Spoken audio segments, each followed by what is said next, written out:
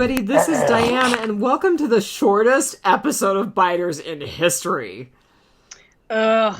You know, you don't have to apologize to me. We're good, really. Actually, no, they do need to apologize to me for having to watch this episode. Okay, I am going to tell you that, we're talking about 10C5 or 1021, depending on how you're counting. We know how Marnell's not counting. This one doesn't count, at all. Yeah, right? What did you say Steve was going to say? Steve and I think will probably agree that we shouldn't even podcast this episode, that we should just forget it existed. Because it's utterly forgettable. Oh, it's a Tay-Tay song. I forgot that you existed. It always comes back to Tay-Tay. It always comes back to Tay-Tay. So we're talking about Diverged. And how did you rate it, since you hated it so much? And I'm already going to say, I know I rated it higher than you did. Okay, I am going to actually preface this by saying that Eric Kane wrote a Forbes article that actually brought my rating up a little bit. Okay, I'm so glad you read Kane and Tassie, because I didn't, so it's on you tonight. Yeah, in fact, since we don't have a featured cast member, I'm going to be quoting Eric Kane a lot in this episode. So I gave it a 2 bowls of tainted soup. I didn't rate it a lot higher than you did. I gave it 2.5 pillaging rats out of 5. Like I said, his article, he wrote 2. One of them really put my disdain for Carol into perspective, and I will go into that a little later. Your disdain for Carol? Oh, how far we've come since season 1. How far she has come, how far all of them have come. I mean, some of them have come full circle. I kind of think this is Carol from season 1. Ooh, that's kind of brutal. Yeah. That's really brutal. So I've got a few numbers, and like I said, shortest episode in Biters history, because I don't think I prepped for this as well as I should have. And I was gonna say, the reason that I don't feel like I prepped so well is that I tried to watch this multiple times. I tried to watch it on Sunday. I tried to watch it on Saturday.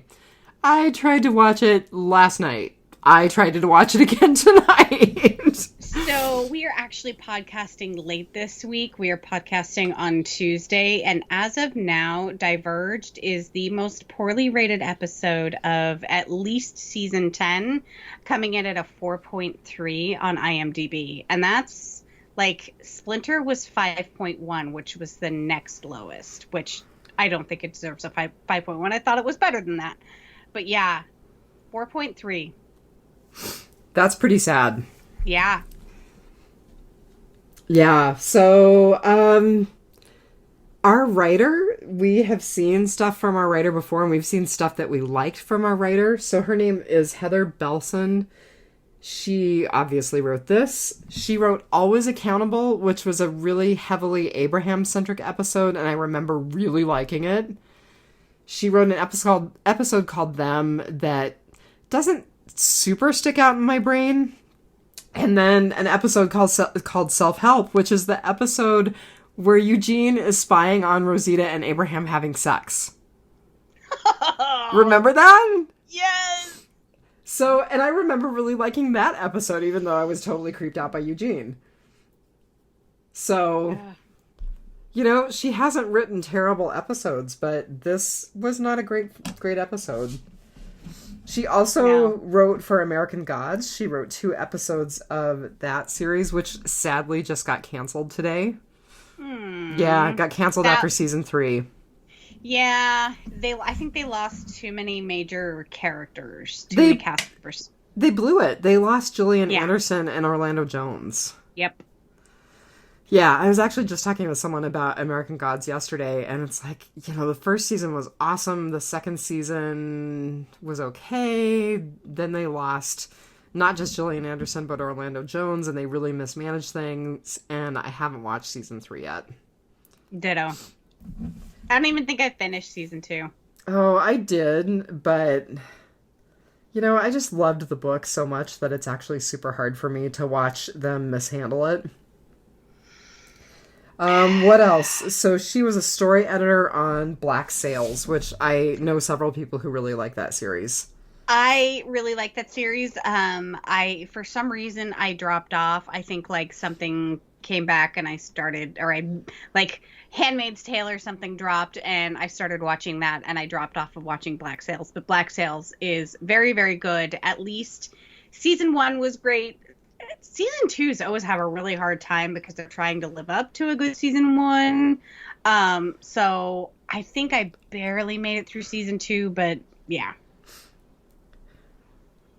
Just going to talk real briefly about our director. So, our director is David Boyd, and we talked about him really recently because he's the guy who directed Find Me, which we both loved.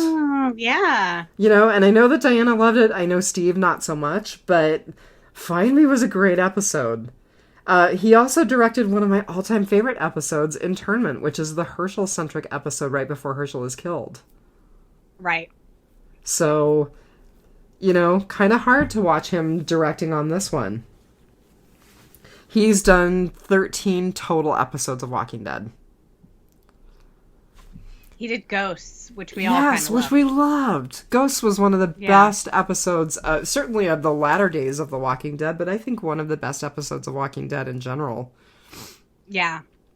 Yeah, and I think I will have a little bit to say about Ghosts when I talk about Eric Kane's review. So that takes us very rapidly into Whisperer's Corner. Do you want to talk about Eric Kane's review, or do you kind of want to let that evolve throughout? No, I can talk about Eric Kane's review. So the reason why it sort of pulled me up in my rating is so in his article, that because he wrote two, the one that says The Walking Dead has a Carol problem, he says that people are going to say he's being misogynistic for saying that what he's saying about Carol, because I guess he wrote a piece about Michonne that did not get high praise. And I just want to say that I don't think he's being misogynistic at all in his article about Carol. He did a very, very good job of comparing the things that we are all harping on Carol for that other characters have gotten away with in the past. And so people were like, she's going crazy. I mean, look at her. She's hallucinating, like in Ghosts. Well, Daryl hallucinated his brother for a couple of episodes early on, she's going crazy because she's lost all of her children and her husband, the apocalypse has taken everything. Everyone's gone a bit crazy, there's just so many things where if you compare what people are complaining about Carol side by side with some storylines and multiple storylines of multiple other characters, it kind of makes me cut Carol a little bit of slack for her behavior lately. I'm not forgiving her at all. I mean, # where's Connie? But given all of that, I do have to say that this was an entirely throwaway episode. So I'm not mad at Carol. I'm mad at the showrunner and the writers and just everyone who decided that we needed another Carol and Daryl episode in season 10C. I feel like we could have focused on maybe a couple of the characters in Maggie's group getting settled into Hilltop rather than having another Carol Daryl centric episode. You mean Alexandria, right? Are they in Alexandria? Yeah, the Hilltop is ruined, remember? Okay. Alexandria is not in great shape, but no, Hilltop is utterly destroyed. We will also get into that. Yeah. But So I just feel like this was kind of a wasted episode. We got our Carol Daryl episode in Find Me, and we just didn't need another one. And this was awkward and forced. And it, like I said, I feel like this is season one Carol. She's trying to smile her way through the trauma, and I know that we all do that, but that's not the strong, kick-ass Carol that we know. And I feel like we've regressed backwards, and I don't like it. So Paul Tassi was a little more forgiving in his review of the episode. And the other article by Eric Kane, I agreed with just about everything he said in it, and he titles it The Walking Dead Season 10, Episode 21 Review, the worst episode in years. He starts it off with, I screwed up. My girlfriend gave up The Walking Dead a long time ago, so I typically watch it on my own. But today she said she'd watch the screener with me, and I told her the show was so much better lately. Oh, Improvement no. across the board. Yeah, no. This was not the episode to try and come back to The Walking Dead with. So I love it. I screwed up. So I know we harp on Eric Kane about his view of nurses, but I totally agree with both of his articles this week. I've fairly forgiven him for that. Not totally, but mostly. I didn't say I've forgiven him for it. He just he redeemed some stuff this week, that because he didn't like Find Me, and we both know he's wrong about that. Did you hear that, Steve? All right, so that's why Eric Kane's articles brought my rating up from below a 2. Okay, well, I actually was going to give this episode a 3, but after talking to you and reconsidering, I took it down to a 2.5. So I don't have tons in Whisperer's Corner. There was some clickbait about teasing Michonne's return in season 11, but then when I scanned through the article, there really wasn't that much there. So that was kind of a disappointment. You mentioned it already, but I'll just say it again. There was an article saying this was the lowest rated episode in Walking Dead history. Mm-hmm. Some happy news. Have you seen the trailer for JDM's new movie? I have. It looks interesting. It looks creepy. You're the horror girl. I can't believe that you're not like, JDM's amazing. I'm totally gonna watch it. I just the premise of it. I'm not a big religious horror fan like Stigmata or Exorcist. I mean, Exorcist is a classic, so it kind of gets a pass. But as far as any of the End of Days or anything like that, which I think is probably more of an action movie than a horror movie. But yeah, I'm not a big religion person to begin with, so you don't need to add horror to it. It's already horrifying enough. Right? Exactly. So I'm excited. The movie is called Unholy, and it releases on April 2nd. I'm not going to lie. If I'm going to watch horror movies, I kind of like the whole Exorcist kind of idea of a horror movie. Oh my gosh, the Ed and Lorraine Warren movie. Can't remember. The Conjuring. Yeah. Totally dug that. Yeah. So I kind of like that theme in my horror movies. Not that I watch very many of them. You're definitely a consumer of that far more than I am. Oh, I found a documentary we might have to do for Housewives. Oh, yeah, really? It's called Scream Queen, My Nightmare on Elm Street. Oh, no. It's the girl who stars in Nightmare? Well, so it is the guy that starred in the second Nightmare on Elm Street film, Mark Patton, and which was arguably one of the worst Nightmare on Elm Street movies. But the failure of the movie was blamed on him because he came out as gay. And so, and Oh. that was before, people Okay, really did that very much. you didn't have me at a hook, but now you've got me at a hook. Right. And so this is sort of like his story about being LGBTQ plus in Hollywood before it was mainstream. Okay. Okay, I'm down with it. How long is it? I don't know. Oh, because you're supposed to be looking for a short one for us to do this week because, frankly, Biters listeners, anyone who might cross over to Real Housewives, I'm tired. It's been a long week. Justice League was a 3-hour podcast for a 4-hour movie. I'm tired. Yeah. Yeah. I don't know. We may even end up skipping Real Housewives this week. Who knows? Rebooting. Regrouping. Right?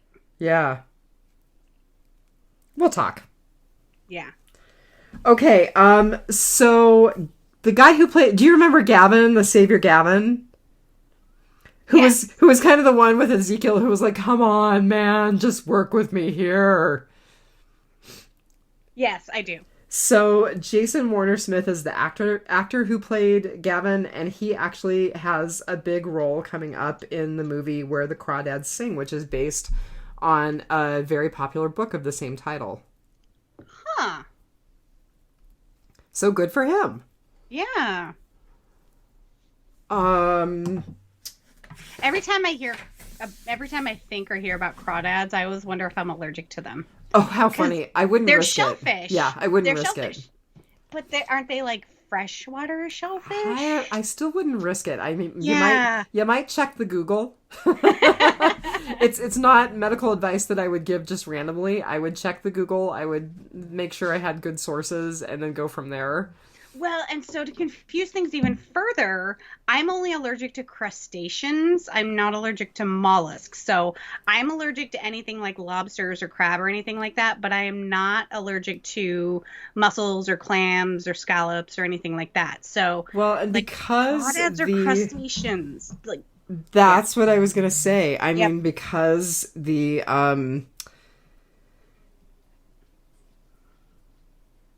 because their shells are very similar, I would be concerned. yeah. So that's just a weird side note. If you have a shellfish allergy, are you really allergic to all shellfish? Maybe not. Consult a real healthcare provider, not Right. Marnell and not Dianne tonight. Uh, All right. if a rash develops, seek medical assistance. If you have shortness of breath, call 911. If you have headache, dizziness, or nausea, You might need to get COVID tested. okay, I'm taking this episode off the rails. We are going to wind up being 2 hours. Oh, no, we can't be 2 hours. I seriously need to get some sleep. I am exhausted. Alrighty. Okay, So, the only other thing... Wait, I have one more thing in Yep. Whisperer's Corner, and then I have a couple of Housewives things. So, there was a quick article that I looked at about Kirkman teasing the return of Clementine, which that's not going to be a thing for people who are just consumers of the series, but Clementine is a character in a very popular Walking Dead game put out by Telltale, which Telltale went defunct, but Skybound bought the rights or somehow got involved and like kind of tried to fish out Telltale. And there are people who are going to be super stoked that there is the potential for Clementine to come back and reprise the role. And Melissa Hutchinson is actually the voice actress who did the character, and she is quite beloved. She actually, I want to say, not only was she a guest, but she was also a guest host quite a bit on Walking Dead cast with Jason and Karen. So you never listened to it. That was a Walking Dead podcast that I listened to pretty extensively. I don't anymore just because I have really limited time, especially now that we do our own. But Right.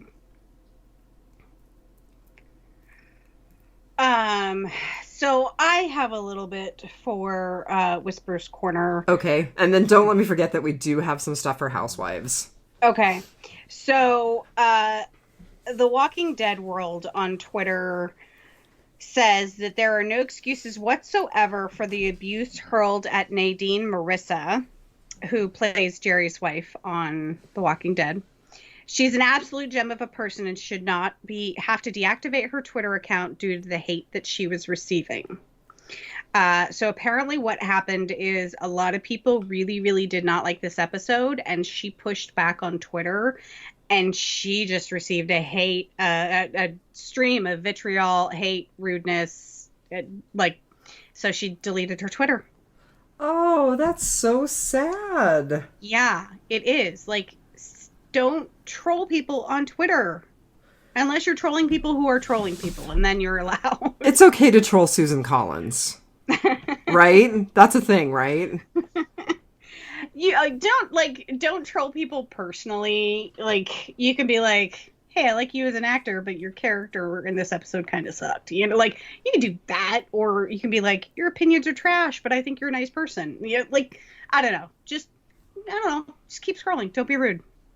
I have to admit, that was the whole reason that I joined Twitter, was so I could troll Susan Collins. Huh. Yeah, I don't do it anymore. I'm hardly on Twitter anymore because my life is really incredibly busy. But, yeah. I just spent the last 2 hours just going through Lil Nas X's Twitter feed and his TikTok feed because he's hilarious. Really? Yeah, so you probably, because you have a life, you probably haven't seen his latest music video for Call Me By Your Name. No. Yeah, I'll send it to you. And then you'll spend 3 hours on his TikTok and Twitter. No, I won't, because I need some sleep. I know.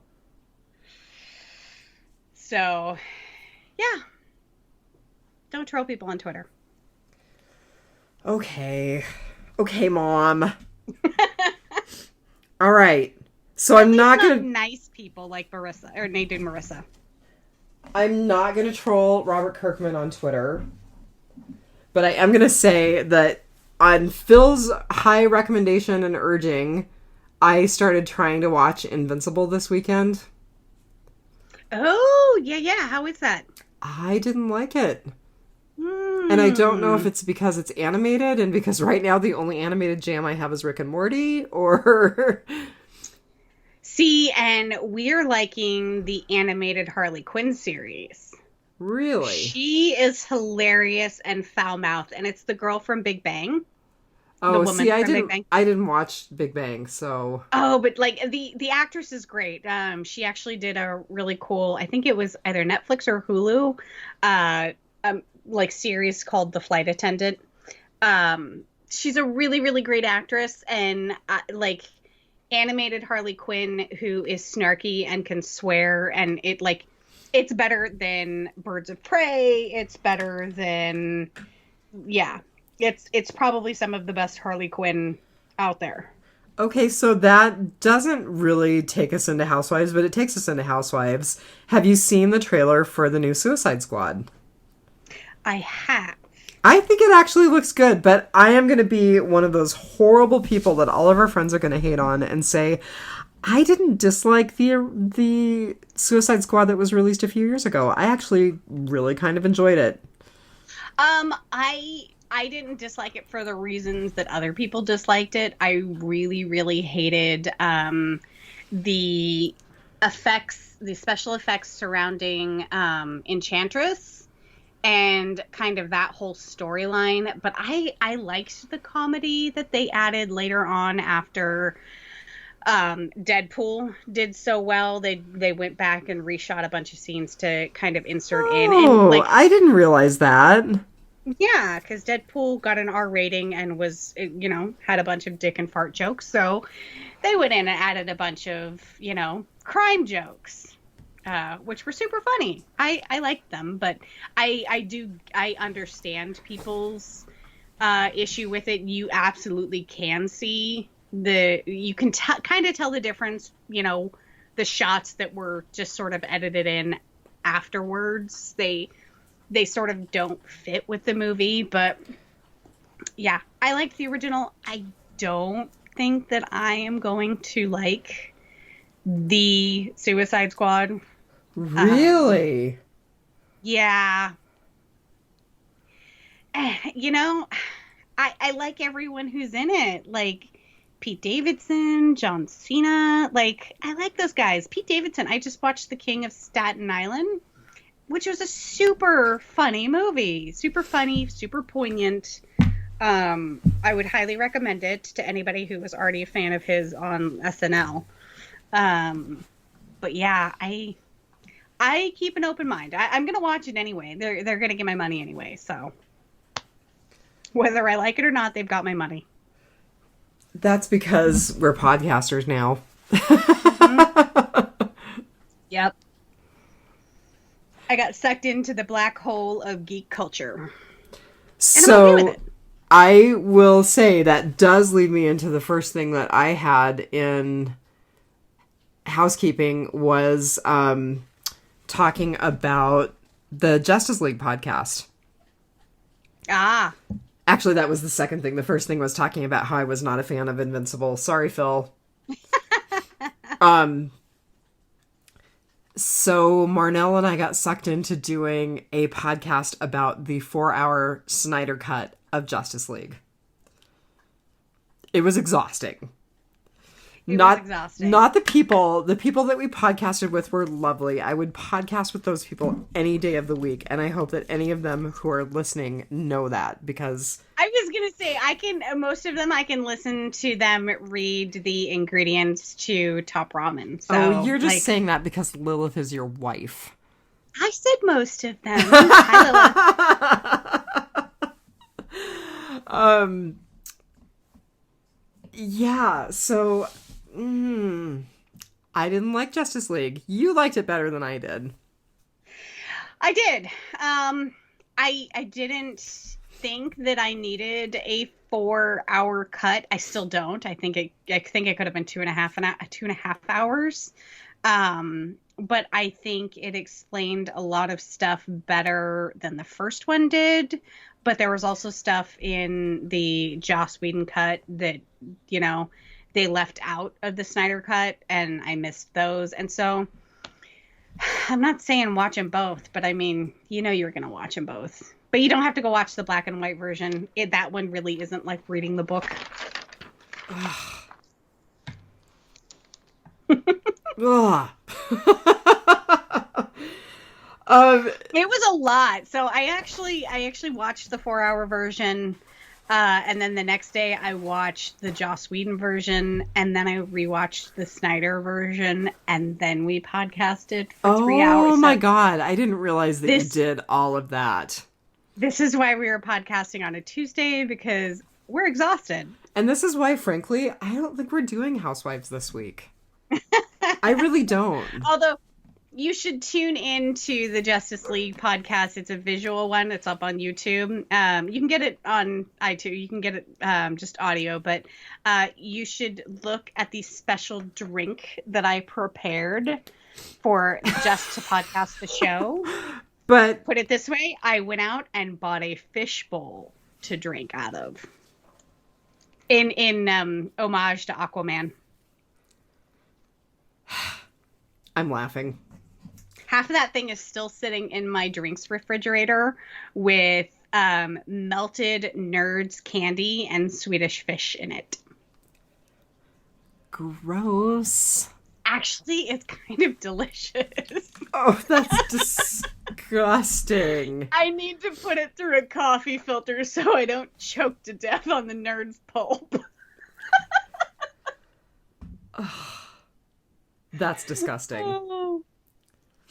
No more disgusting than most other alcoholic drinks. Okay, fair. I mean, it's not like it's Four Loko or anything. And I'm talking about the Four Loko from 20 years ago, not the stuff they sell now. I was going to say, I don't know what Four Loko is. It's used to be a very high ABV energy drink. And now it's a much lower ABV energy drink. Yeah, like there are urban legends about it causing people basically to it was like the bath salts of the early 2000s. Gross. And like it was sugar in a can. So that's really gross. Man, the stuff that we survive. Oh, the stuff that we survive. But not this episode. This episode nearly got us. I want to say one more. Oh, what was that? See how I brought it back around there? I want to say one more thing about in Housewives, because there was one thing that I loved, and you know exactly what I'm gonna say, right? Do I? I'm obsessed about that Rose Beth song. Rose Beth song. I finally did listen to that. It's okay. I'm in love with it. I know you are. You're like a teenage girl with your repeat songs. You know, I'm actually a little embarrassing. So today I was like, Ed Sheeran, Rose Betts, Taylor Swift. I mean, thank God my RN and my medical assistant love me. And thank God my medical assistant loves Ed Sheeran, because I'm like, Ed Sheeran. See, and my Amazon Music Analytics is basically nothing but like slow covers of other songs. Yeah, like oh god, Sex and Candy. Like there's a slow version out there, and I don't even know who it's by. Like half the songs on my most listened to list, like I've never even heard of the singers, but they're doing covers of popular songs, and I'm like, the cover's better. Huh. There are a few things where I'm like, the cover's better. Like, you know, I'm a diehard, insane Leonard Cohen fan, like to the point. Oh yeah. That I have Leonard Cohen's words tattooed on my arm. Mm-hmm. But I hated that Justice League cover of his song too, and I liked it. Okay, the only person who should be allowed to cover Hallelujah is Rufus Wainwright. And he did the cover that was used in Shrek. Yeah. So the other cover that is way better than the original Leonard Cohen song. Yeah, I can't believe I'm saying that out loud. Teddy Thompson, Tonight Will Be Fine. Which we're going way deep in the weeds. This has nothing to do with Walking Dead, but if you are a diehard Leonard Cohen fan or a diehard Richard Thompson fan, this is far more interesting than the episode anyway. We're just gonna share our playlist, our music recommendations. Yeah. Taylor Swift. It's all right. I mean, I'm learning not to apologize, but I'm still apologizing. Yeah. You should never have to apologize for Taylor Swift. Amen. All right. Okay, so anything else in Housewives? No, God, no. We've already talked more than we thought we would talk about this episode, because it was not awful, but definitely not my favorite. Is it my least favorite? I'm not sure. So who's going first? I don't remember who went first. I don't care. Do you want to go first? Or do you want me to go first? I'll go first, because I didn't even write down my goods, bads, and uglies, because it was really hard to find a good, and it's all bad and ugly. So my good actually was Jerry hugs. Oh, yeah. You know, they pointed out on Talking Dead that, you know, it's it's all been so long since we've like really hugged people, and I'm not much of a hugger anyway, but I would like, there's a lot I would do for a Jerry hug.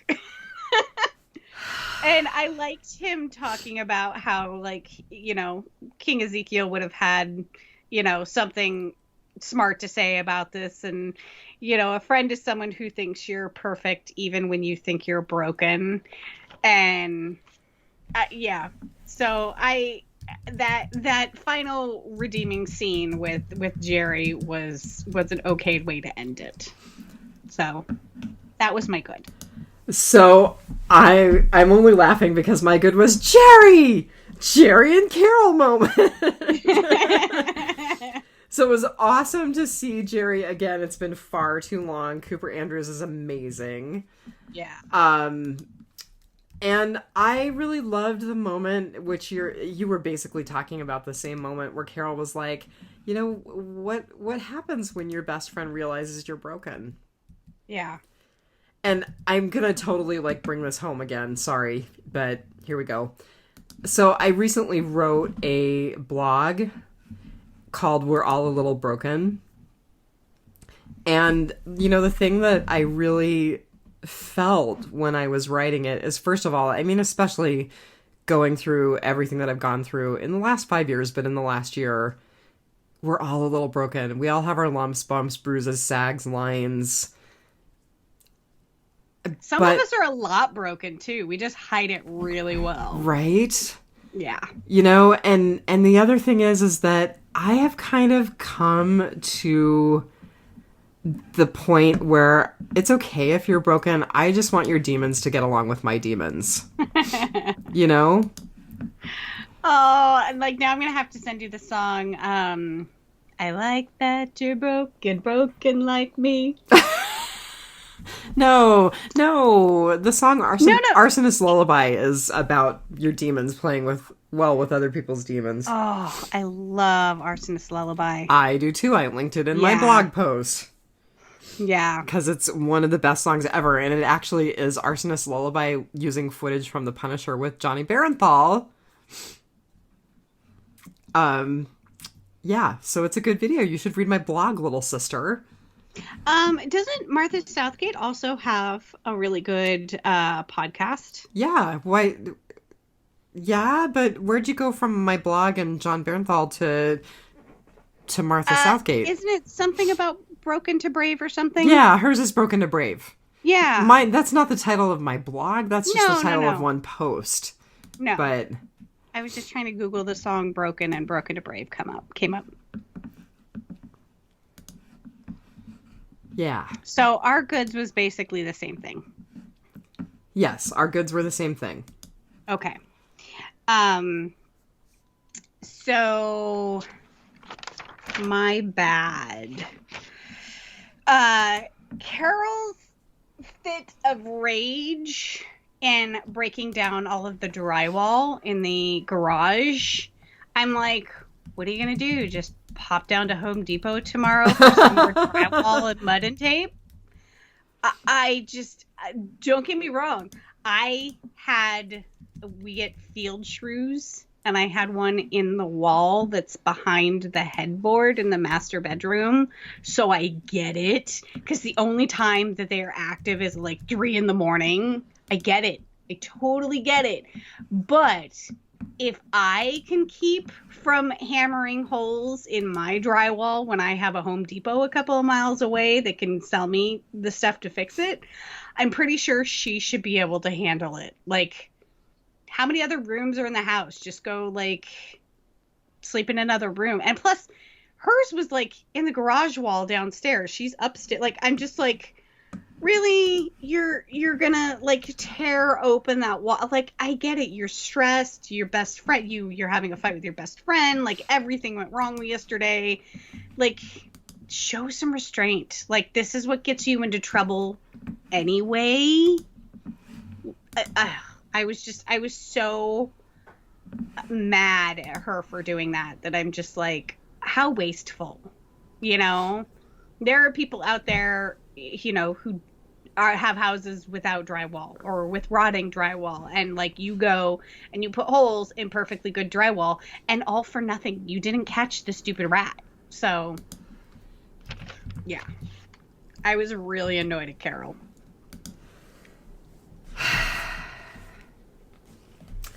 I don't think I had the level of Carol annoyance that everybody else had. And like I said, I think I was more annoyed at this episode than I am at Carol, because like I said, I get it. I've been where she's been. I just was like, I don't want to spend $300 on drywalling right now. Oh. Yeah. So that was my bad. What was yours? So my bad is something that has been talked about quite a bit for this whole season, including Find Me, but I have a comment about that. It didn't move the plot forward at all. There is not a single thing in 10C that has moved the plot forward. Nope, unless there is some sort of callback later, or some sort of repercussion or something. Unless the army zombies that Daryl took out, like, are going to get called back to later. Nope, this is a completely skippable episode. The thing that I will say, and the caveat was Find Me, right?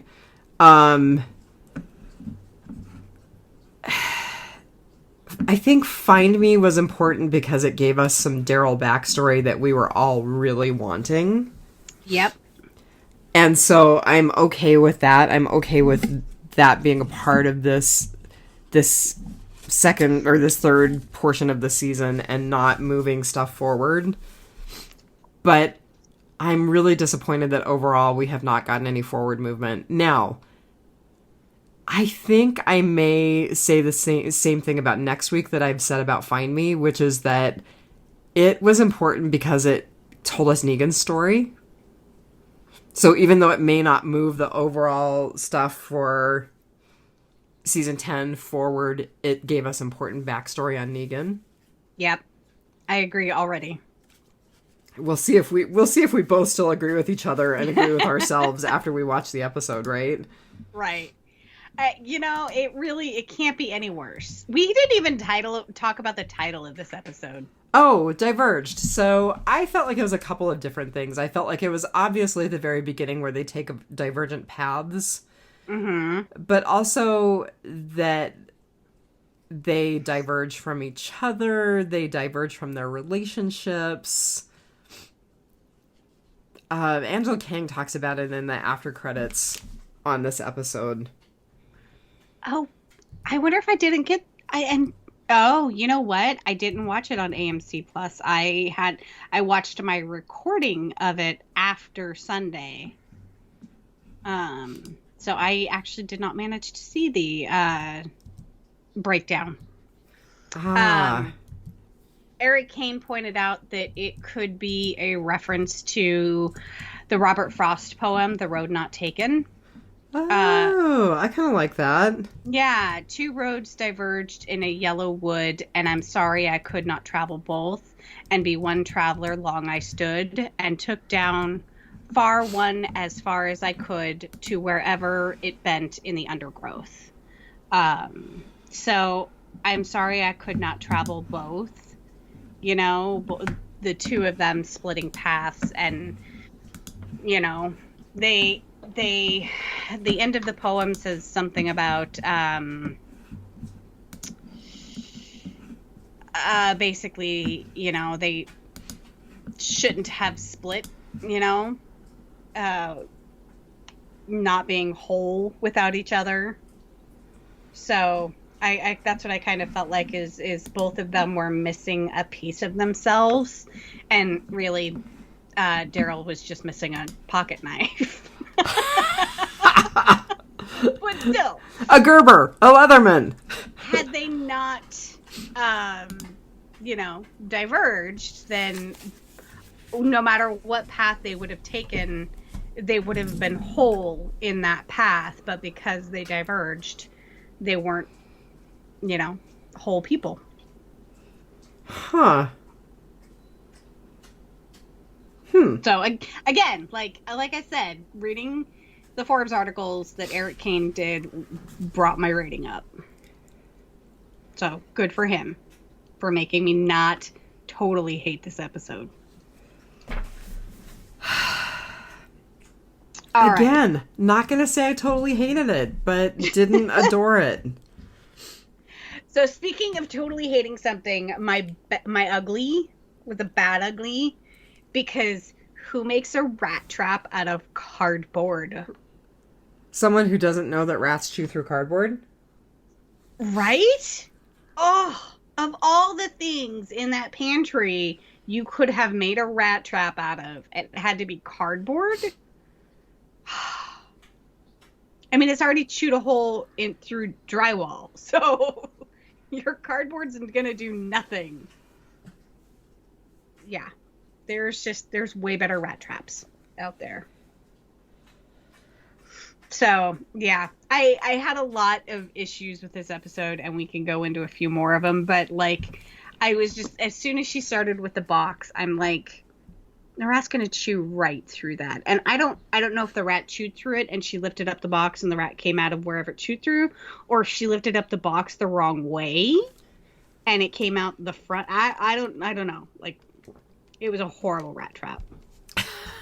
I expect better from Carol. Can we just say, and this is rotting potpourri, dog is still so wonderful. You didn't do your ugly. I know, but you can't go to rotting potpourri. Gosh. You have to do ugly. Okay, so my ugly, and this is more like news stuff and then stuff from people that we get feedback from. This episode was so divisive. Who liked it? Okay, there's got to be somebody out there who liked it. It got a 4.3 on IMDb. All right, I'll seek those people out, and they're allowed to be trolled on Twitter. Okay, the first user review on IMDb is a 1-star rating.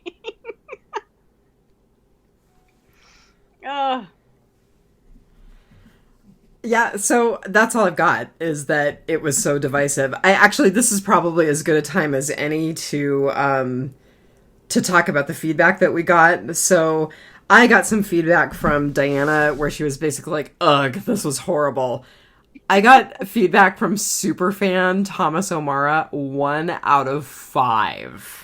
Agreed. I read Eric Kane's articles and see if it can't bring it up to a 2, but I'm right there with you guys.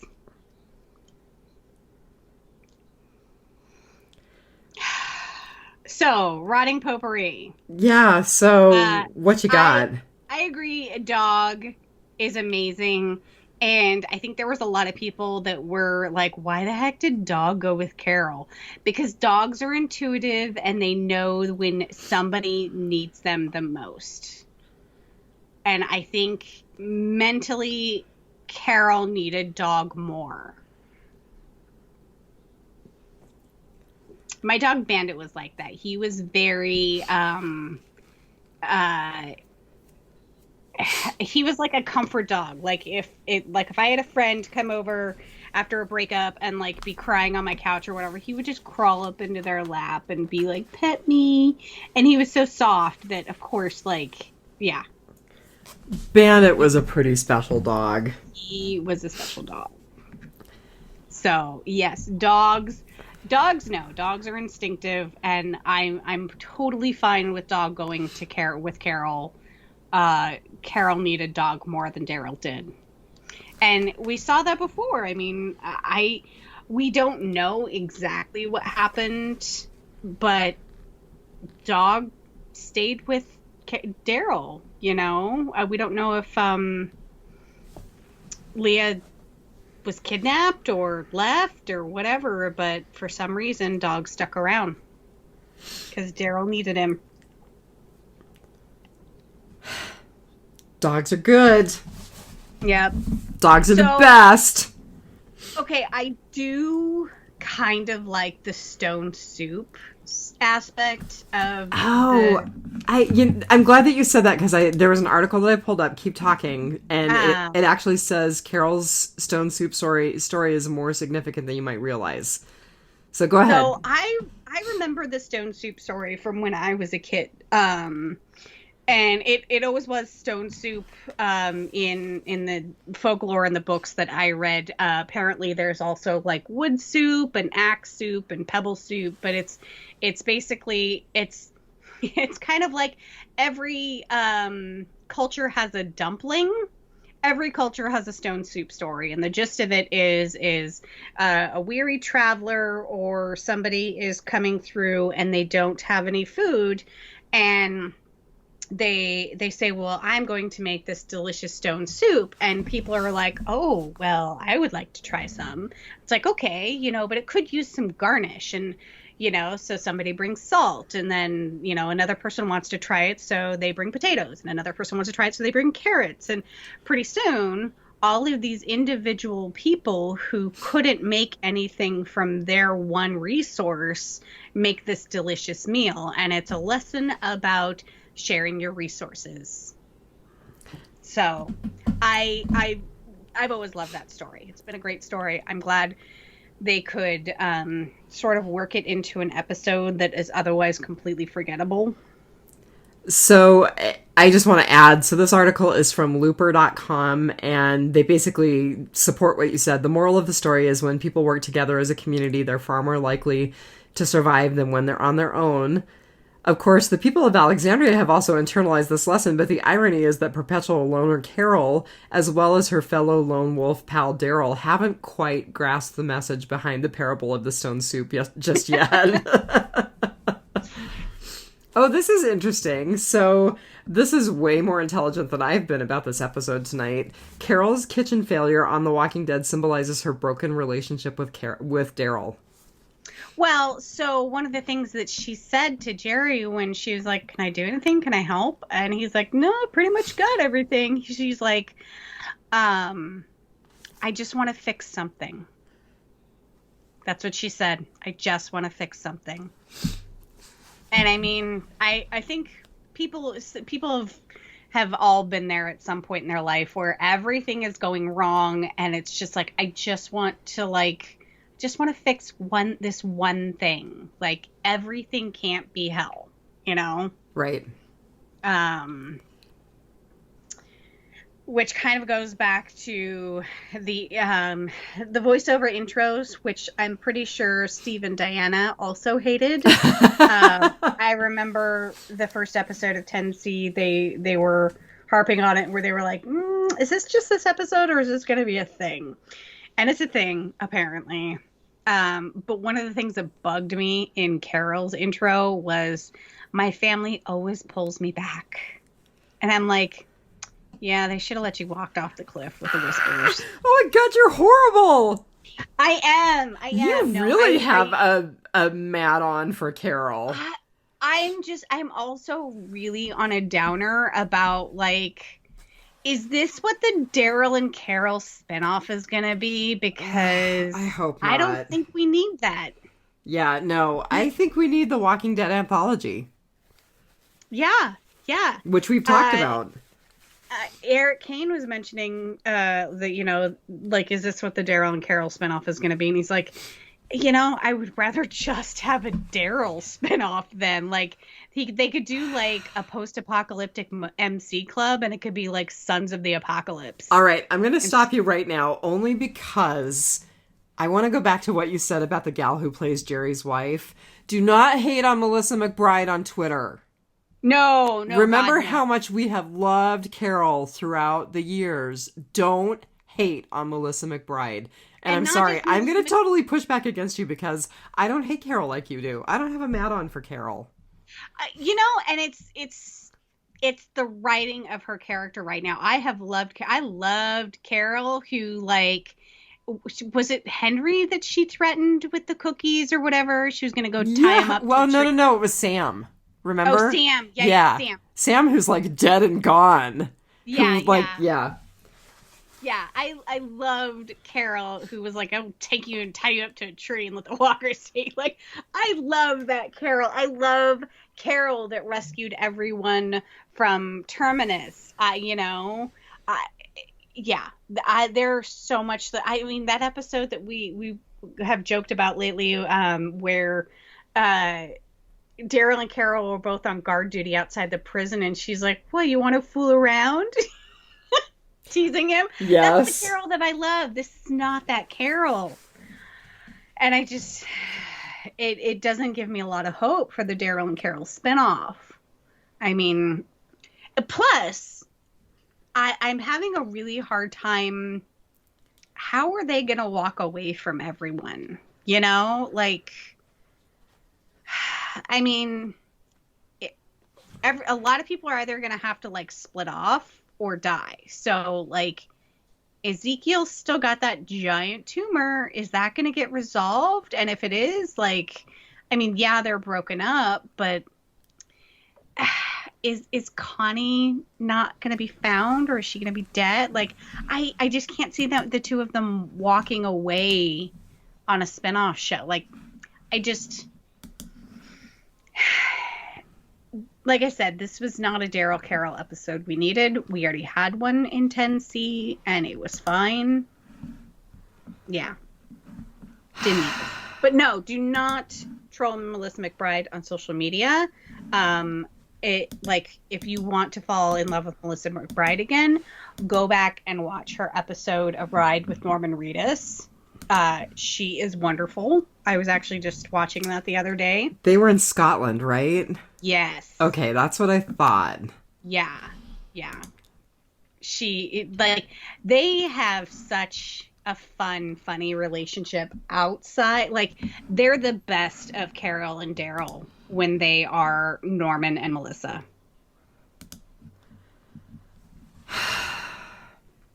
All right. There's more. But wait, there's more. So when Dog knocked over the pot, I'm like, just pick everything up and wash it again, because it's a potato that came out of the ground. It's a mushroom that came out of the ground. It's like other spices and stuff that probably came off of a tree or out of the ground. I'm just like, just wash it all back off. It's fine. At that point, you're desperate enough that you are gonna totally do that. Dirt don't hurt.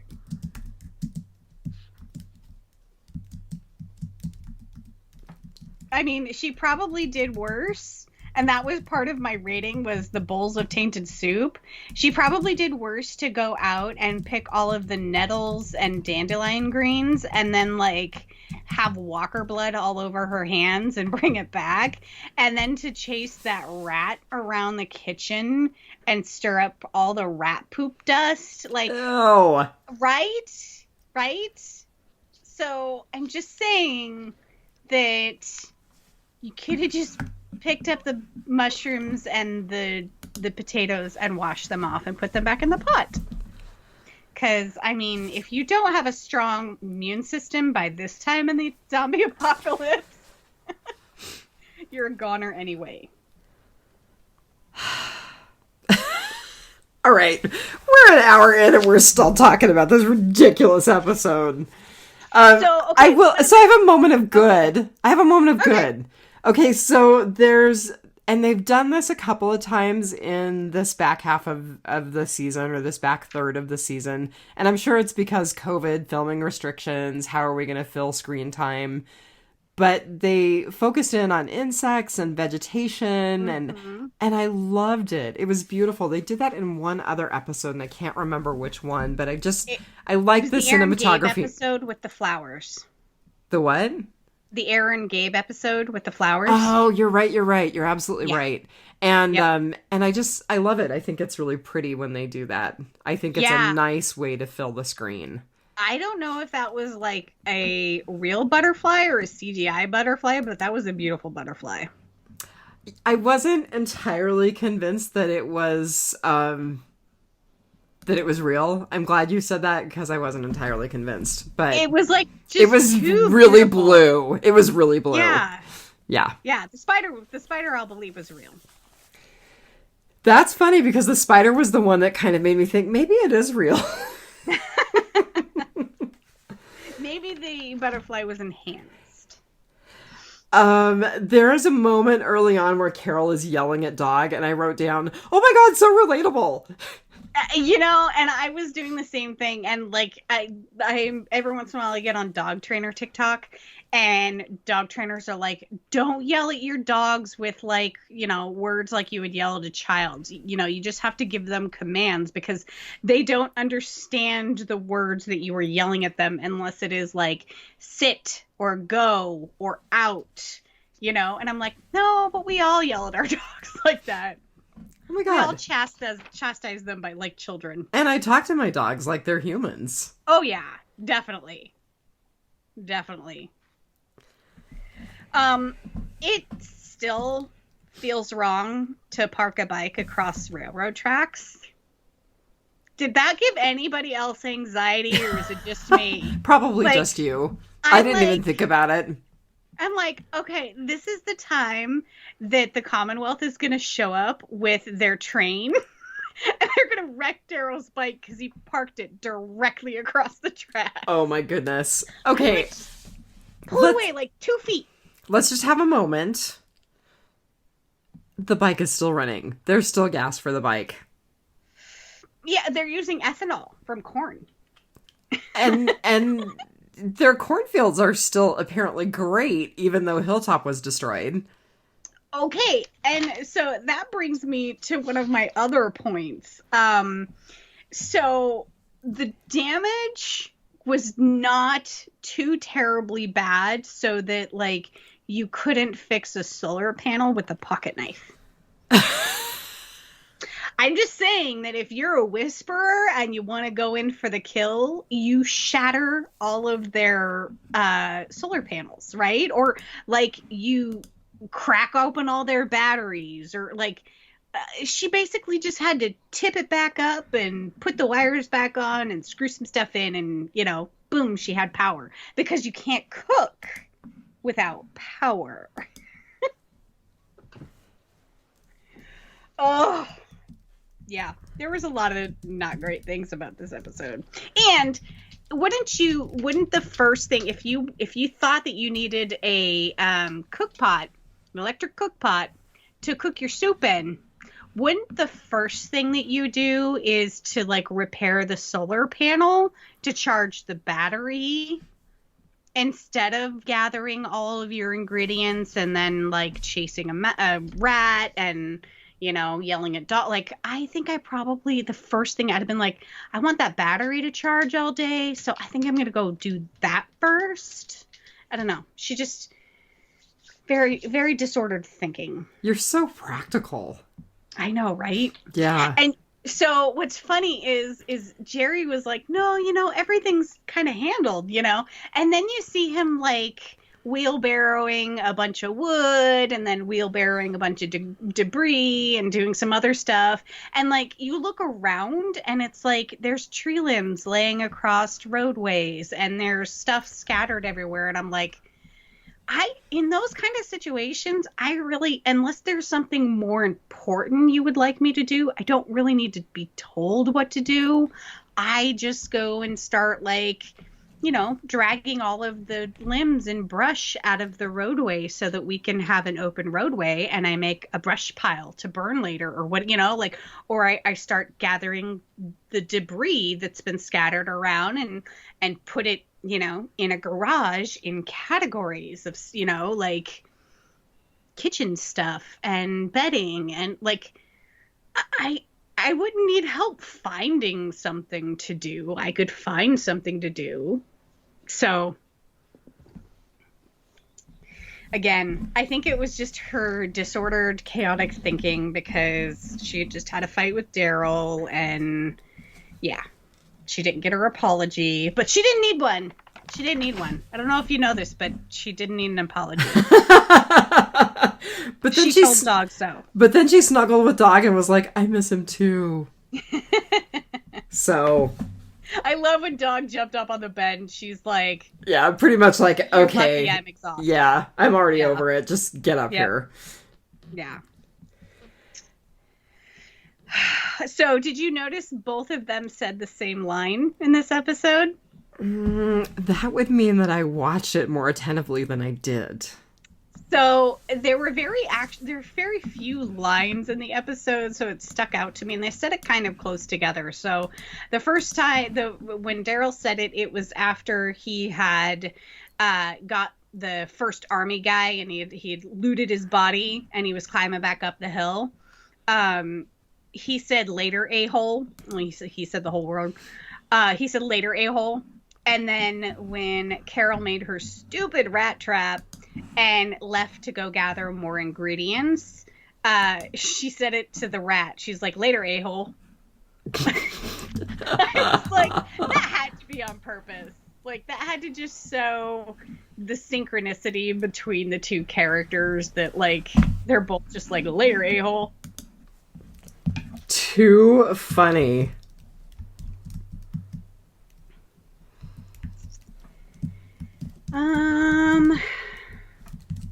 Did you think that the walker that was in the car that Daryl went under was going to get out and get to Daryl? I was not expecting the car to shift like that. That was the most awful effect ever. Really? Oh, it was terrible. I'm actually super glad that you brought that up because I was like, really? That's a terrible effect. I was a little afraid that Daryl was going to be hurt and, like, stuck out there or something. No. I just was like, that's a terrible special effect, and Norman Reedus is fine. Oh, that's funny. I mean, of course he's going to be fine, because there's no Daryl and Carol spinoff without Daryl, so... Right.